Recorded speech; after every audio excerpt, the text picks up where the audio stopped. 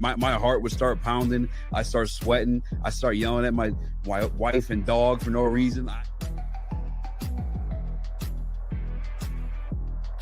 The dude couldn't play, and that was simple as that. But we knew that 2 years ago. The dude couldn't.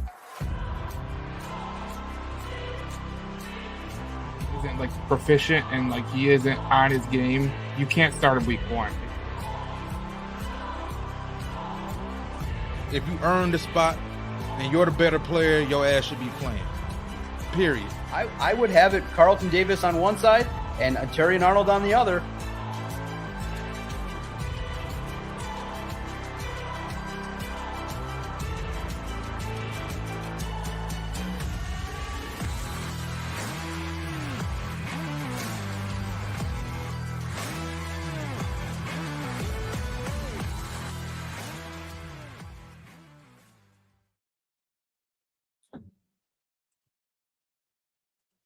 Welcome to the Detroit Lions News Show.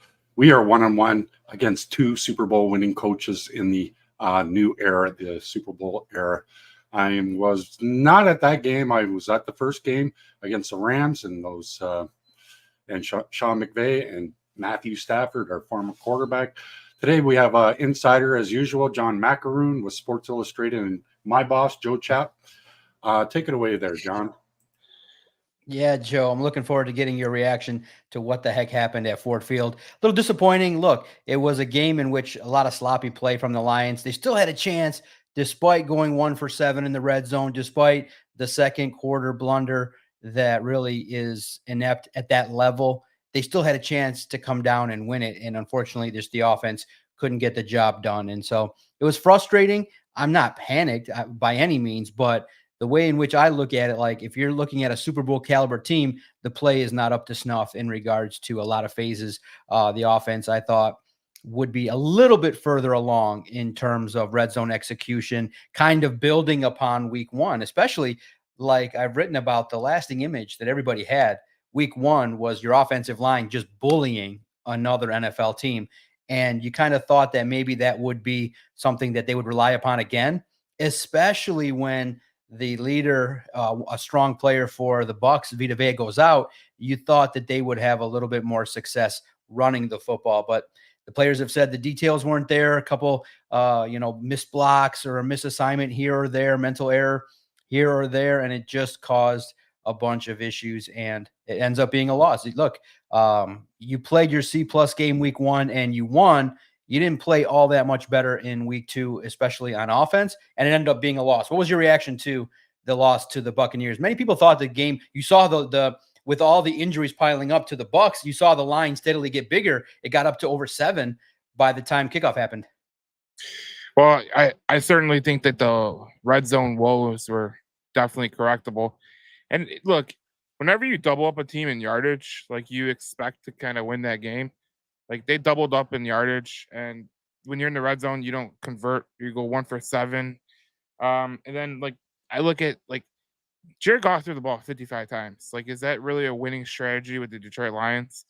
Because when you got 2 of the best running backs in EPA, 4 and 5, in Dave Montgomery and Jahmyr Gibbs, you think that you would run the ball a little more, especially with Vita Vea out, just like you said. But I don't know what they were thinking. I know that Dan Campbell said that they were trying to get the, completion game going, kind of trying to move the ball through the air. But obviously, like you get to the red zone, and I think that when that field shrunk, they kind of had some trouble moving the ball and getting into the end zone. So I think more of an emphasis should be played on like running the ball in the red zone. Because when I went back on the film and I watched it, like there was plays open for running the ball up the middle, but they just decided to go to pass game. And another thing I was mortified at was there was several times that Ben Johnson called a play in the red zone where players were going to the same area. It's not usually supposed to happen. So I'm sure that they're going to see that on film. If I saw it on film, they're going to see it on film. Like there was one play in particular, I was like, it was one of the first 2-3 drives, whatever. Laporta, St. Brown, and I think Khalif Raymond were all like bunched up together by the end of the play. And I was like, that isn't supposed to happen, man. That is not supposed to happen. No doubt. Yeah, it was not clean at all. Look, when you look at the yardage situation, look, teams nowadays, most teams between the 20s can execute. Teams are so scared of giving up the explosives that the yardage number doesn't really do much for me. Look, the Lions kind of do the same thing. They try to limit opponents in the red zone. The issue was the Lions, when they got to the red zone, their play calling got worse and they weren't Yeah. able to execute penalties and they just weren't able to punch it in. That's the story of the game. To no touchdowns in regards to not enough in regards to scoring points in a game in which if you were performing well offensively, you could have let this game get out of hand because your Yeah. defense was playing so well. You were able to kind of limit what the Buccaneers were doing. Just a couple explosive plays, which you're going to expect. Look, Baker Mayfield has an offense that's tailor made to him.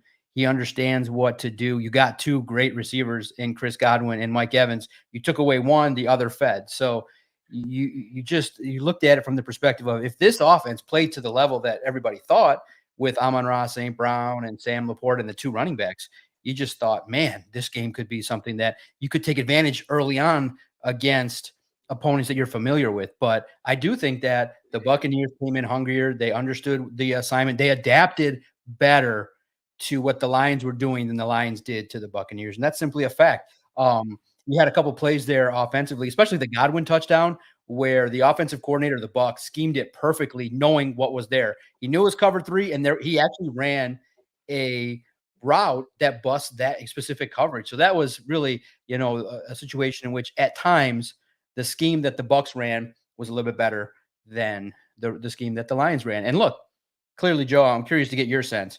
This team's going to go how Jared Goff goes. That performance was nowhere near the level that he needed to. Some miscommunications. I just felt like the pressure that was brought by the Buccaneers really impacted him. It wasn't his performance. And that turnover, look, whether it was miscommunication with Patrick or not, that pass really, in the end, when you're facing the pressure, it's unfortunate. At that time, you can't have that. No matter what happens, whoever's fault it is, that turnover at that time was critical. So to me, lots to clean up for this football team. I do think clearly they're not going to play that bad ever again. No. That degree in the red zone. So you expect improvements, but what did you think when you heard Dan Campbell? Because I asked him that question, like, why did you pass the ball 55 times when you got those two running backs? And he said, look, they basically, the idea was that was what was successful in the playoffs. They passed the ball efficiently. They were able to kind of get a couple wins, and they wanted to play a tighter game. They wanted to be able to make the plays and utilize what they thought was their strength in the passing game, but it just didn't work out based on the adjustment. Why do you think it shook out like that in regards to how Jared Goff played, and why do you think the balance looked like that, where Jared Goff should never really be throwing over 45 times a game? Well, there's two things different from I was at that Tampa Bay game in the playoffs, and the one thing that was different from there in Sunday was they did get some big plays out of the run game in that playoff game. If you remember correctly, Jahmyr Gibbs, he juked Antoine Winfield out of his shoes and then threw him to the ground in the end zone. That was one of their big plays in the run game. So it kind of made Tampa Bay kind of not like, what do you want to say? It made them honest. You couldn't just go for the pass. You couldn't just go defend the pass. But what I'm really just kind of baffled by, to be honest, John, is this team the last 2 weeks. I don't think either one of them was a good performance at all. I think if you look at Pro Football, if you like Pro Football Focus, if you don't like Pro Football Focus, this was two of Jared Goff's worst games. This is also two of Frank Ragnow's worst games and Graham Glasgow's worst games in their career. Like, it's just proven. Like, it's two of their worst games throughout their career. I think for Jared Goff, it was 6 for Sunday, and then it was number 1 was his worst game was against the Rams. Ironically. So I look at the interior of the offensive line with Graham Glasgow, Frank Ragnow. They allowed 19 pressures on Sunday. 19. So at some point, you're going to have to, the offensive line is going to have to be better. Frank Ragnow has not been good the last 2 games. Graham Glasgow, he's switching over to that other guard position. I'm wondering if that's kind of like an acclimation period, because he struggled a little bit. And being that Zeitler has been as good as he has, I think he's only allowed 1 pressure throughout the year. it's kind of leaning towards that side. And with no Vita Vea, with no Kalijah Kancey in this game, I thought it was going to be a lot easier to block for Jared Goff. Ironically, it wasn't, so that's a little bit of concern. But I think they should be able to get this going real quick. But Jared Goff's got to play better. We know that. But also this offensive line, which is the lifeblood of this team, has to play a lot better. That's the main deal. Yeah, no doubt, Russell. We were just talking about the game and our disappointment in Jared Goff and knowing that the last 2 games were his worst PFF graded games with the Lions. It was just really not a performance that you would expect with an offense that has been playing together for the better part of 12 months, really only one change. And I guess I'll ask you the question because it is a little bit of a hot take, but look, they have the replacement in Tim Patrick, but how much do you think this offense misses Josh Reynolds? Because it's one of those things where maybe it's not talent wise, but it's like glue chemistry wise, where look, Josh Reynolds is a player that can be replaced. Like you can spread around that offense with Sam Laporta, Jameson Williams, Tim Patrick. You would expect it, but at the same token, there's something to be said about a player that Jared Goff knew like the back of his hand, knew where to be. You wouldn't have had that interception because Josh Reynolds would not have probably broken that way. It probably would have stayed in the center of the field. It might have been a completion. So your thoughts on Jared Goff, and do you think that maybe the fan base was too quick to dismiss Josh Reynolds because of his poor one game against the 49ers? I don't know if they dismissed him too quickly, but they had to move on from Josh Reynolds, and that was the decision that they made. When I look at the first 2 games, I'm really looking more at, Jared Goff's play is more tied to what the offensive line does. And Jared Goff doesn't play very well when there's pressure. And Frank Ragnow and Glasgow, if we were talking about PFF, had some of the worst games. It might have been Frank Ragnow's worst game of his career. And Jared Goff, sometimes when he can handle pressure, it seems like he can handle it from the outside as long as he's got that middle and he can step up into the pocket. He wasn't able to do that. I don't think that he does well with in the middle pressure. And they were 1 for 7 in the red zone. So it goes to show me that if they were 3 for 7 in the red zone, they would have won that game by double digits. So I'm not overall concerned. I think they need to gel with this new offense. They need to get a little bit better offensive line play. And I think that they're going to be fine going forward, honestly. Yeah, well, they better be fine because you're going up against the Cardinals, and they just lit it up for over 40 points, and Marvin Harrison got a couple touchdowns, and he looked like, woo. And so, look, I took a little heat online on our Twitter page at Detroit Podcast because, look, we all knew be patient with J-Mo. Now you're getting the fruits of the labor, but this is year 3. Marvin had a performance that we all thought Jameson would have earlier. Now, look, that's here nor there. Jameson's now a big part of the offense, but we do have to discuss it. Do you think the emphasis offensively, Joe, with some more passes to Jameson has kind of hurt the overall flow of the offense? Because you've had games where the first game, Amon-Ra's not involved. The second game, Laporta and the running backs not nearly as involved as you would think in terms of the creativeness in the screen game and things like that. A lot of targets going to Jameson. He's now moving up the targets in terms of plays specifically drawn for him.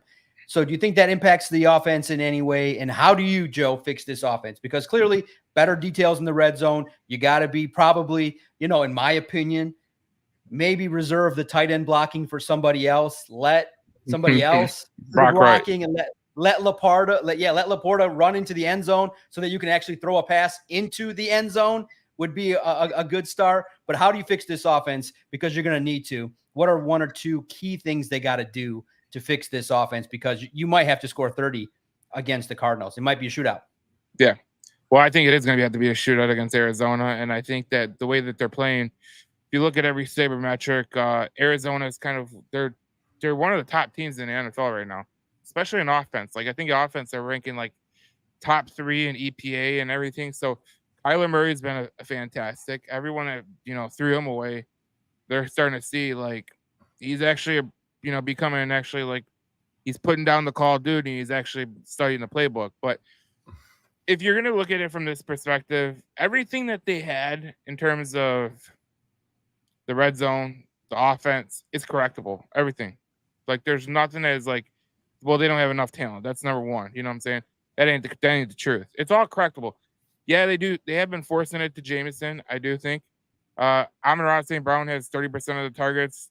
Jameson has 25% of the targets, and then it's a steep drop off. But with the talent that you have with Sam Laporta and Jahmyr Gibbs and Dave Montgomery, and even if you got Cleve Raymond involved and everything, that could really help out. I really don't think that I think they're forcing it a little bit. You know, Jared Goff might be forcing a little bit to Jameson, try to get him going. But my idea with Jameson is if you just give him a couple routes where he's going deep, one of them is going to connect.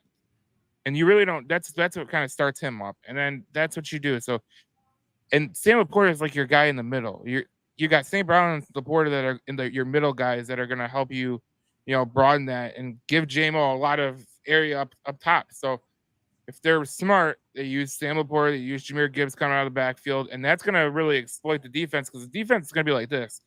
All right, we got to stop Sam Laporta. We got to stop Jahmyr Gibbs. We're going to come up and try to stop them, and then it's going to leave the top open for Jameson Williams. So just some technical things that if they do, it could be lights out. Like they could be really, really good because the talent is there, obviously.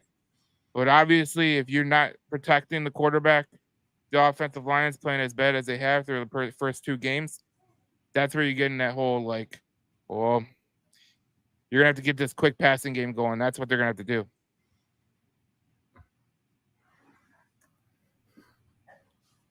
Oh, is it my turn? All right. I would say we need to Forrest Gump this, John Macaroon. We need to Forrest Gump this. We need to run. We need to be running. Run the football. Control the clock. Let's get Frank Ragnow and Glasgow out there. They're pretty pissed off that they had a bad game, so they're going to take it out on the defensive line of the Arizona Cardinals. They should be able to control this game with the line of scrimmage. I think that we're looking at two big rushing games. Come on, Ben. I know that you're the smartest guy in the world. I know that you're cooking up stuff. You got the test tubes going and everything, and you're trying to get the experiment going. And sometimes I think that you outthink yourself, brother. Why don't you, sometimes just run that ball right off of Frank Ragnow's hip and just see what can happen right there. See what happens if you give Monty 20 plus carries and then give another 10 carries to Gibbs and go with that short passing game out of the backfield. Don't be afraid that our guys are better than their guys. We have the best offensive line. You might as well use it and protect your quarterback. I agree with 100% there. They got to get the run game going. And I think that's the key to everything because once, the one thing when I went back and watched the film, which I don't know, John, if you use NFL, like the NFL Pro, that the new one is pretty freaking awesome. It's very, very easier than the old one. But when you go back and you look at it and you look at when the Lions started running the ball good against the Rams, that's when the Rams started to press up a little bit and they open plays up over top. You got to run the ball. With Jameson, this is what happens. When you run the ball, these teams are going to come up. They got to come up to stop the run. And that leaves a pass up the seam. So got to start to play. We got to run the ball, but you got to pass protect. That's the main thing. The offensive line has not been good in 2 games. So that's something that needs to be fixed real quickly.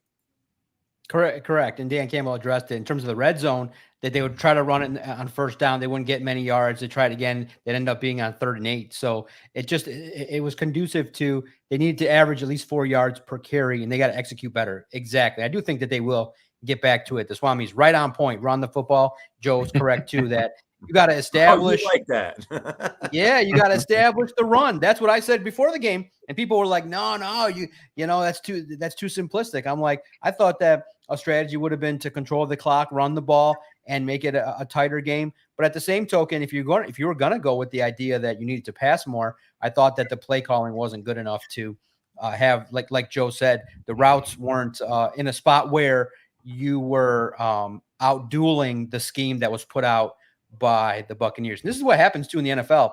Everybody's thinking, well, the Buccaneers secondary is depleted. They're. But what happens is the reserves are starting to battle for jobs too. Yeah. And they are just as focused as the starters, maybe even more, because their jobs are on the line and they know, okay, pretty much going into it, Todd Bowles told them, look, they're going to pick on you. Step up. This is what you need to do. And just like Carlton Davis had intel, you realize that the film that they showed from probably the playoff game and the game before indicated that, hey, there's certain routes that they can pick off. There's certain things that they can do to alter what the Lions were doing. And that's just what they did. I just thought that the Buccaneers out-schemed the Lions, and they made the adjustments better than the Lions adapted to what was going on. But look, everyone's confident. Let's hope that the offense does, and we'll see in a few days whether or not this offense steps it up. But now turning to the other side, there's stuff to rave about. The defensive line was solid, and it was highlighted by DJ Reader's return. He got 25 snaps, which opened things up for Aiden Hutchinson. You saw what having a presence, a help along the defensive line can do for Aiden Hutchinson. He was bull rushing. He was doing everything, especially early on. It was good to see him quiet the critics. 3 sacks early, 4.5 for the game. Had one stolen from him from Levi Onwuzurike, but that's all good. They're teammates. They can joke about it, but House of Hutch. And it was good to see somebody light up the stat sheet because nobody was more deserving of stats. Look, in the end, clearly Hutchinson is a disruptor. He's going to earn every penny that he's going to get from the Lions. And I thought that that player, look, in a situation in which all eyes are on you because you're a first-round pick, you're a guy from Michigan, everybody's going to say, hey, where are the sacks?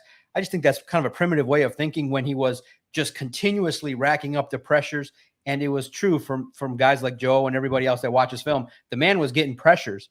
And it was nice for him to load up in a game where he gets 4.5 sacks. I thought he got robbed just because the Lions didn't win. He's not the defensive player of the week. You got to be kidding me. That was the defensive performance of the weekend, and he did great and was part of a defense that has been a story the first couple games. They've done enough with the secondary, even with Terrion Arnold struggling and being PFF graded pretty low and Carlton Davis not having his best game. But at the same token, collectively, the defensive line, the safeties, and the way the unit plays together, they bend, don't break. They did give up a couple explosives, which was critical in that there was a second quarter touchdown, and then they gave up the running play late to Baker Mayfield, which was concerning when you had a drive that you had to have. But bottom line, it's like I said, offensive playmakers make plays. I've been impressed with the defense, notably Aiden Hutchinson could be on his way to that 15 to 20 sack season. And it's kudos to him. He deserves all the credit.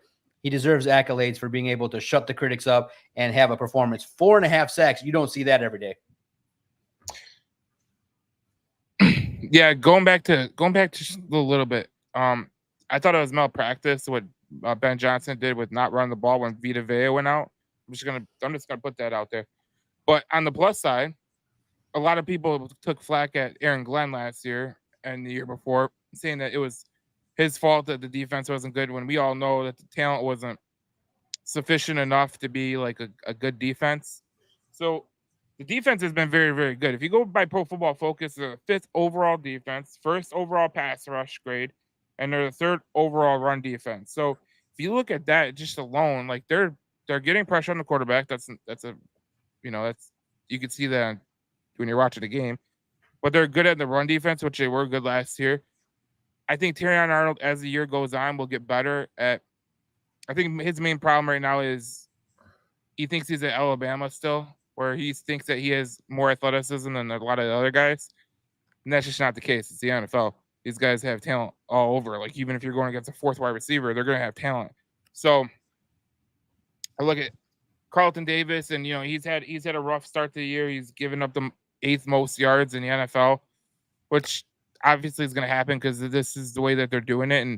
And when you can't run the ball on the Detroit Lions, you got to pass the ball. And to give up yards, you're going to give up yards because they have no other way to move the ball if they don't pass it. That's the way it's going with the Detroit Lions. So I like what Brian Branch has done. He leads the league in pass breakups. So look, the defense has been great. In my opinion, they're the reason that we're 1-1. We should realistically be 0-2 right now. Realistically, they didn't play good against the LA Rams. They got fortunate enough to win.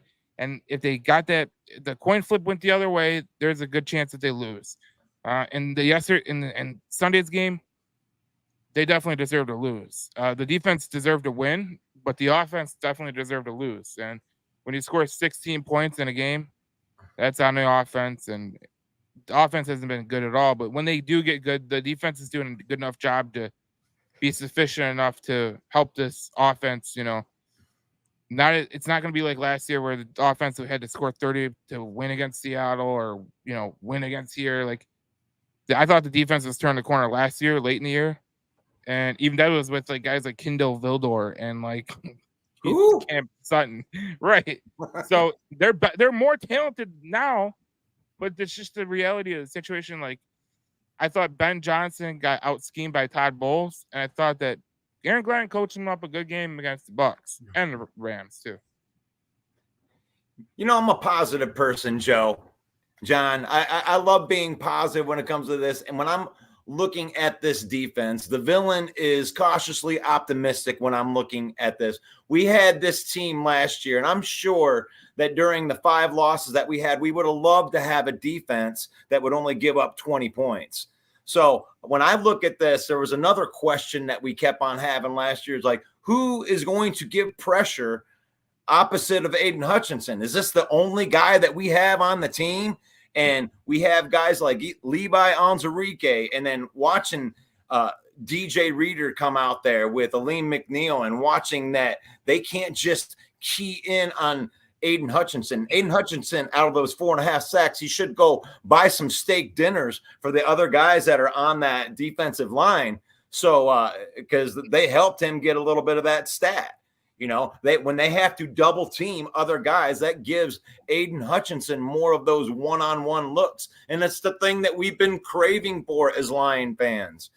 We want to have a defense that constantly gets pressure on the quarterback. And I think that's going to remain for the rest of the season. Now, as far as the cornerbacks go, it's like this is a learn in progress. I think Branch and Kirby are doing a fantastic job on the back end, but you're going to have some growing pains with Terrion Arnold. And I don't think that he thinks he's at Alabama. I think that he's a rookie, and every good quarterback, if they're a good quarterback, they're going to attack the rookies that are out there, and they're trying him. They're trying and then trying him and then trying him again. And it's just going to make him battle tested by the end of the year. He's going to get a lot of experience against some good wide receivers. So I'm very, very encouraged about this defense and what it can do going forward.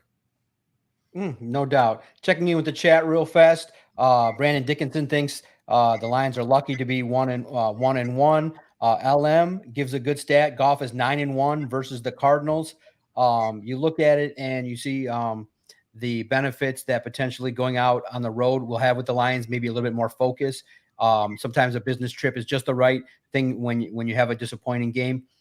John Shelton says the Lions are going to win Sunday 35-24, expecting a high-scoring game. Look, a lot of confidence. Look, I do think that, the number of people that are panicking is not that high, but people were upset with that game because it was a game that many felt the Lions could take advantage and get off to a 2-0 start. So to see that performance and for them not to finish late, because everybody's seen for a year that they've played those kind of games a little bit sloppy, but they've come back and won, and they had an opportunity late and it just didn't happen. And so that's hopefully what everybody's been talking about, a wake-up call that you hope that, okay, it's time for everybody to step it up, be a little bit crisper, and start to play like a Super Bowl team. And look, and it's indicative of not playing together in the preseason, changes along the offense, slight changes to the offensive line, and a wide receiver, a new X that you're working in. And then you did have, Sam Laporta come into the season injured.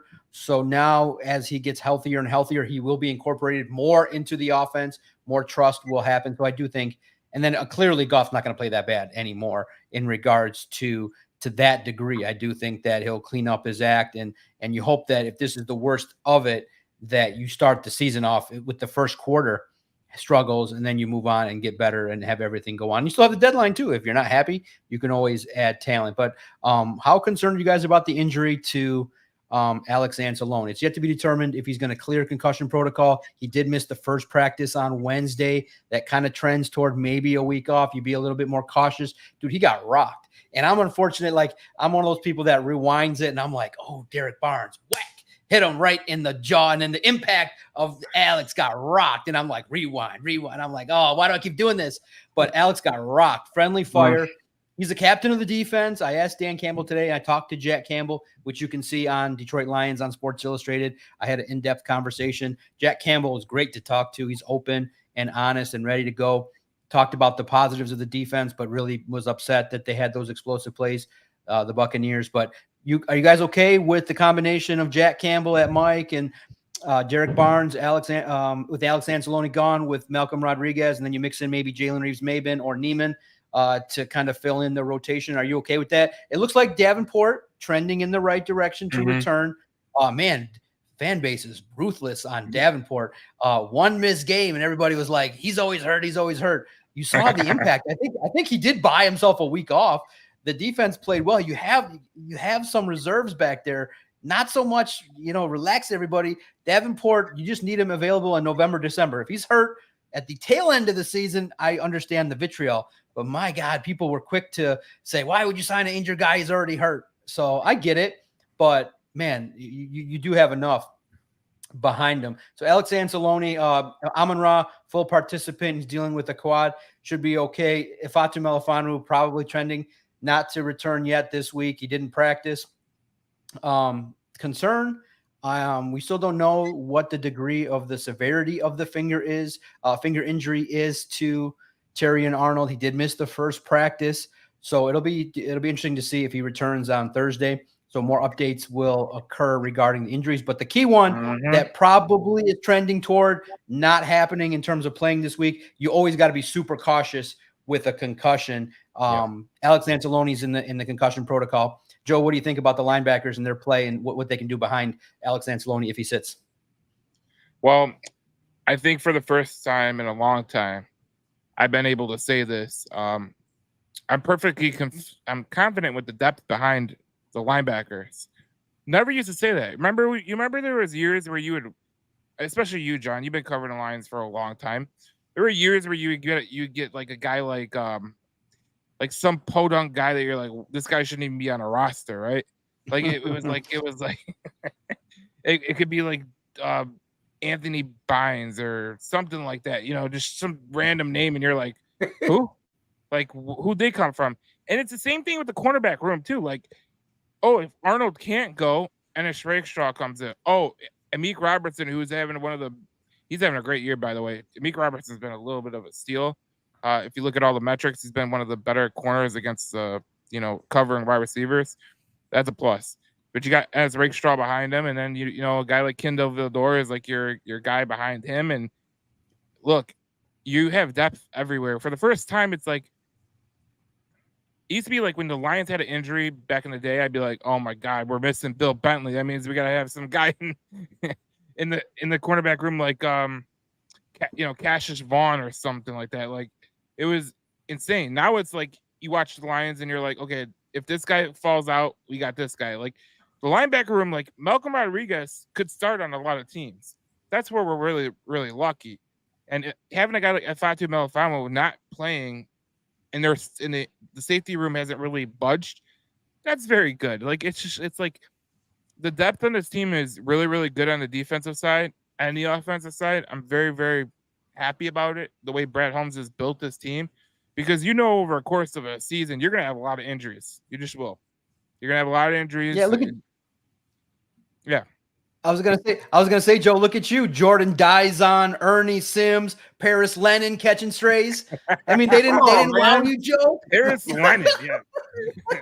Jordan You Dizon, say nobodies. Jelani Tavai, it's like, oh my God, like, right? It's like, well, I grew up in that Matt Millen era, so like we had Teddy Lehman, Teddy Lehman, yes, that's awesome.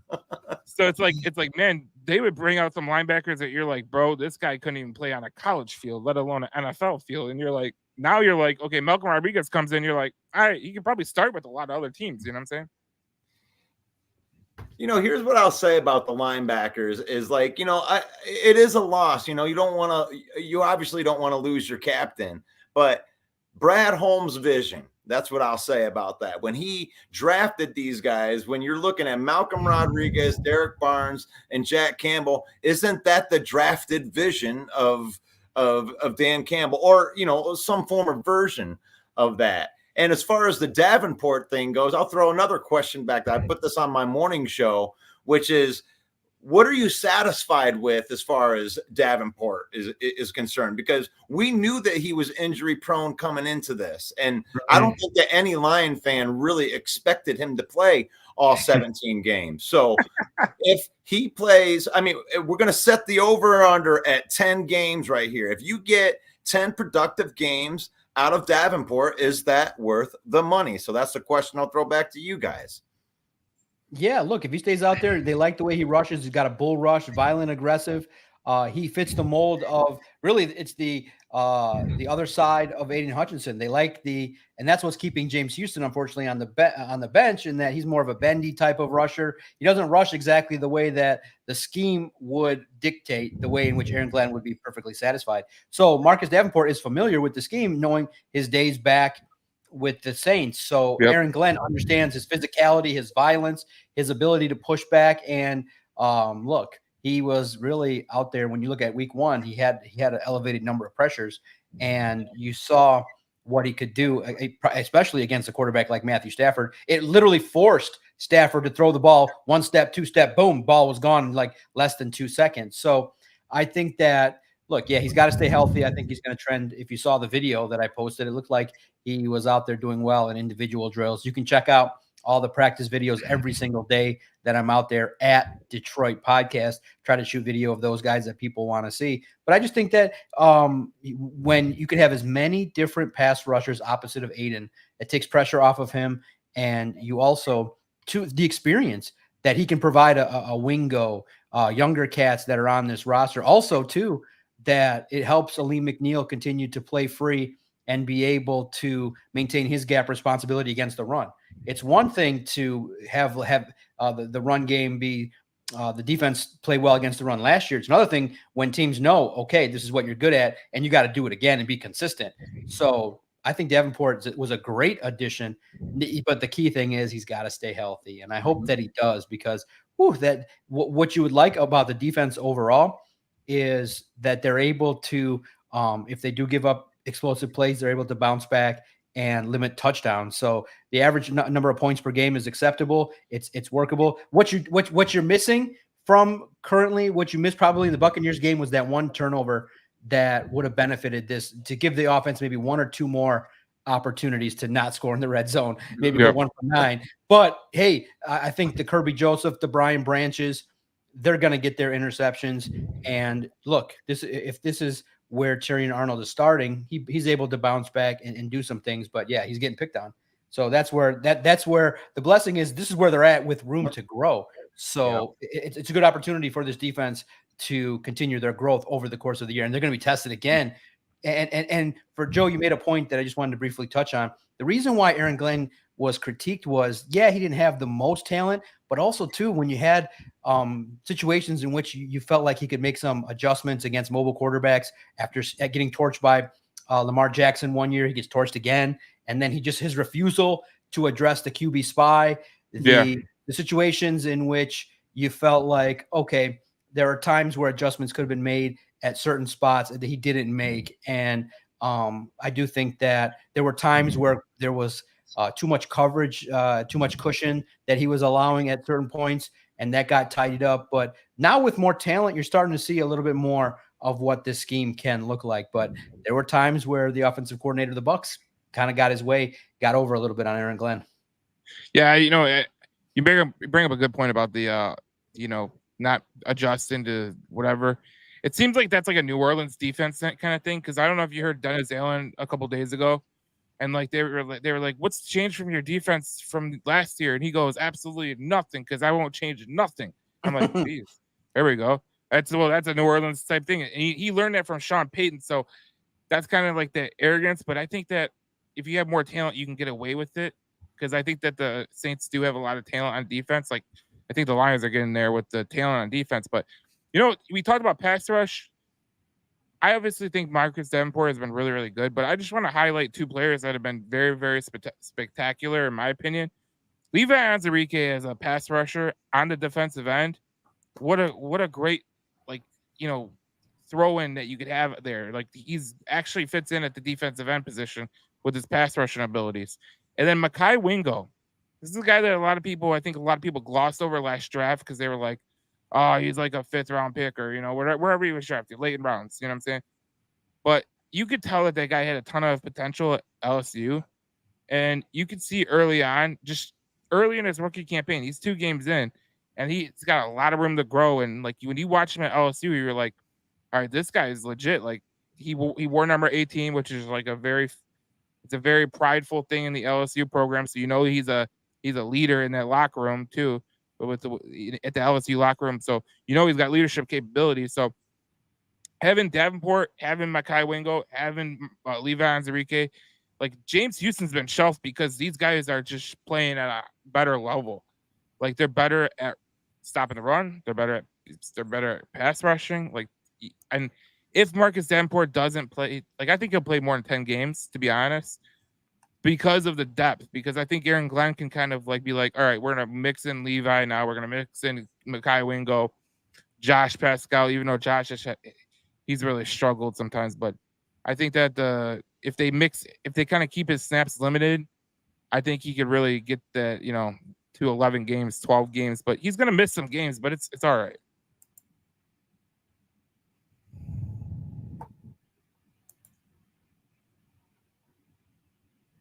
Nice. I look at it from the perspective of this defense.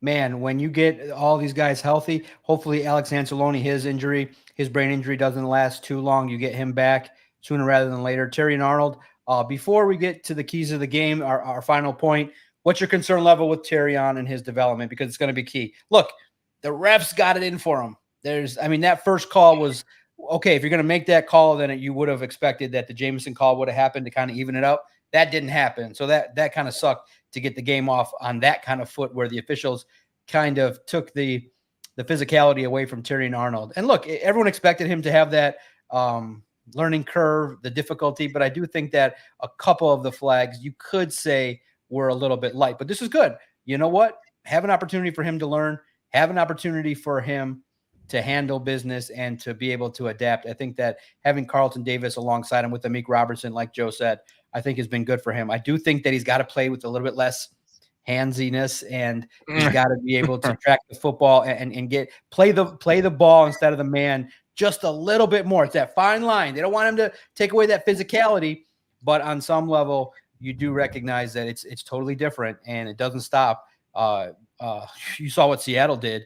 I saw DK Metcalf dropped over 35 fantasy points. It might have been this week or the week 1, but my God, you look at it every single week, there's going to be a wide receiver and a wide receiving core, and these offenses are legit. So I'm not concerned, but I do think that he's got to pick up the nuance of coverage sooner rather than later. Well, it's that whole thing about Baptist by fire, you know. You go play Cooper Kupp and Puka Nacua, even though Puka was a little bit banged up, it's all right. And you go to Chris Godwin and Mike Evans, like, okay. And then you got Trey Palmer, the third wide receiver of the Bucs. He's pretty good too. But you go to Arizona, Michael Wilson and Marvin Harrison Jr. Then you're going to play Seattle with DK Metcalf, Lockett, Najigba, CeeDee Lamb in Dallas. And it's like every week you're going to have to play these guys. Like this is like probably the toughest stretch of like wide receivers that they're going to play all year long. And it's good for Arnold because I really think that if you play any type of sport, you really just want to go and play the best of the best. And if you don't stack up, you don't stack up. But he's stacking up. He's got to get more technical, if you want to say that, like more technical in his position. And once he does that, it's going to be game over. He's keeping up with the wide receivers. The issue is he does get a little handsy. In the first game, he kind of didn't know how to turn around and play the ball. But the second game, I noticed that he was turning around, playing the ball, trying to get, trying to play the ball more than the man. And that's a learning lesson that he's learned from week to week. So he's going to learn more as he goes along. But by the end of the year, I think you could see him playing at an all pro caliber level, in my opinion. I'm not worried at all about Terrion Arnold. I mean, really, what I like when I'm looking at least the PFF grades of what he's got going on, he may have given up some catches, but his tackling grade's been pretty good. So when he is getting the ball caught on him, he's getting the player down on the ground afterwards. And in this last game, they only gave up the 20 points. So when I look at this, it's like the 20 points, and one of them was just that long bomb, and you take that bomb out of there, and all of a sudden you're looking at Baker Mayfield with like, $140, and no running game. It's like this defense to me is on just the cusp of being really, really good because they are getting pressure. They are, and I think that is more, that was my point. The testament to Terrell Williams. I think that what you're seeing is an overall level of all of the defensive linemen, the interior and the pass rushers, all are a little bit better because Terrell Williams is a damn good position coach, and he's coaching them up. That's why you're seeing Mekhi Wingo do well. And one guy I want to shout out, kind of just like if you're watching Josh Paschal, right? He's just kind of guy that's been like, if you watch his PFF grades, I swear it's like 51, and then it was like it went up to like 55 for a while. Now he's starting to trend into the. He's just been like little bit by little bit. He's been grinding his way up, and he might actually be a plus player by the end of this season. Okay. Well, I said, hold on. Sorry about that, Jeff. I said when we were going into the offseason, they got Terrell Williams. I said that was going to be the biggest acquisition of the offseason. And I didn't say it lightly because I know some people in the Tennessee Titan organization. One is a scout and one is a high-level executive who they did a really good job at getting some talent in Tennessee, minus Will Levis, which you don't want to talk about. But they said that Terrell Williams was their biggest offseason loss by far. By far. And they lost to Nico Autry. They lost a couple other people, but losing Terrell Williams, they said, was like the toughest one to replace because what he did with the defensive line at Tennessee, like I know a lot of Lions fans are not really like accustomed to Tennessee Titan football, but like if you go look at that defensive line, it was Jeffrey Simmons and then Danico Autry and then Scrub, Kyle Pecco. That's it. I'm not saying Kyle Pecco was Scrub. I'm saying they were Scrubs mixed in, and they would be doing something. You'd be like, who the hell is this guy off the practice squad getting 2 sacks? Oh, Terrell Williams. That's what it was. Well, Swami, to your point, Quentin Bohanna. well, to your point, Swami, if Diddy didn't throw parties, he'd be a legendary musician. He wouldn't be in jail. But he did throw parties. So they did give up those explosive plays. So when you make those arguments, they did give up those explosive plays and at the worst possible time. That's how sometimes it works out. So before I get out of here, what's your score prediction? Why are the Lions going to win and come back home for Monday Night Football 2-1? I think I got the score in the neighborhood of 26-24. It's going to be another close game. I do think the defense is going to get those turnovers, and I think they're going to try to bait Kyler Murray into a couple turnovers. The 2 key players in my mind, Kirby Joseph, Brian Branch, along with Aiden Hutchinson, I think they get those turnovers, and they do run the football a little bit more to be able to get the victory. I think it's going to be a bounce-back game. They're definitely going to be more focused. And the key stat, clearly, I think 29 games in a row where the Detroit Lions have not lost consecutive games. Since 2022, they've been able to bounce back after a loss. They don't let one setback become 2, and I think this football team will prove the doubters wrong and come back with the victory. You like that? You like that? Well, give me 31 or give me 34-31 Lions, and the game winner kicked a 50-plus yarder by Jake Bates, and he's on the map. And then all of a sudden, the Jake Bates train is just taking off the tracks. Man, this game really concerns me. It really does. Going to Arizona has been always typically a Lions game that they don't do well in. But if they're going to win, it's going to be a high-scoring game, in my opinion, because I think Kyler Murray and the offense has done a really good job. But if they can't run the ball, they are very, very susceptible to losing, because if Kyler Murray doesn't have a 100-yard rusher, he's like 2-23, which is amazing. because which means they didn't have a lot of guys that could rush the ball. Not 2-23, 2-13, my bad. But I could see this being like a 28-27 game, that close. Yeah. Like it's gonna come down to it's gonna come down to one possession. I'm sure of that. Like this 3-point spread that they have, it was 3.5. Now it's bet down to 3. They're the home dog. I think that I think the Cardinals are gonna cover that 3-point spread. I'm gonna take Ken's score here. That's because most of the scores never got over 26. If you guys noticed. Thank you, John, for coming on. John's awesome. He works for Sports Illustrated. It's always a pleasure to have him on. It's awesome to have Russell Wayne on with the main event, and then we have Joe Chap of Detroit Lions News Podcast and JC Sports and everything like that. So I'm going to just take that score right there. I think Ken, thank you for subscribing. Thank you for watching. 25-22. Not bad. 25-22. I think. Not bad. What do you guys think the field conditions are going to be like? Do you think it's going to be like? Oh, I hate Arizona. What a trash bin of it! What a trash bin of a stadium. First of all, it looks like a garbage can. If you ever been there, it looks like a garbage can. I've never been there. Steel garbage can. Honolulu Blue. They're going to take over that stadium because the Arizona Cardinals don't actually have any fans. So there'll be a whole bunch of fair weather fans from, wearing the Honolulu Blue out there. And I bet we have more fans there than they do. Well, Arizona does have some good fans, to be honest. But the Lions, all the Detroit teams, when they go to Arizona, it seems like they pack the stands. Like they just pack. It's a Detroit, like all the snowbirds, they go to Arizona. Like all the older people. Well, so us Canadians.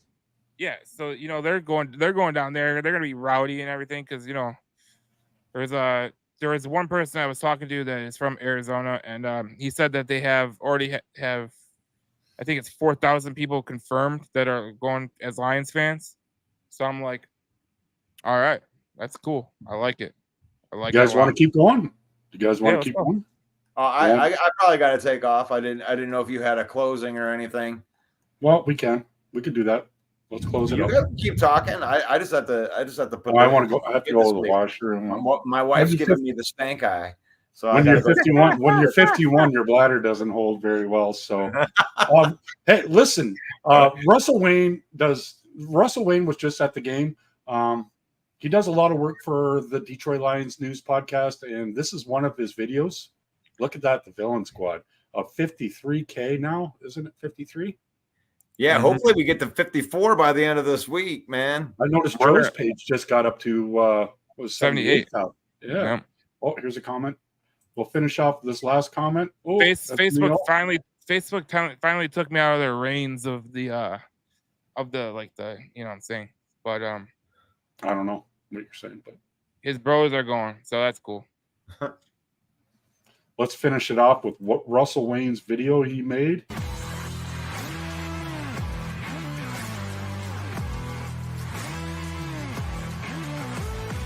All right, my heart would start pounding. I start sweating. I start yelling at my wife and dog for no reason. The dude couldn't play, and that was simple as that. But we knew that 2 years ago. The dude couldn't. Isn't like proficient and like he isn't on his game, you can't start him week 1. If you earn the spot and you're the better player, your ass should be playing.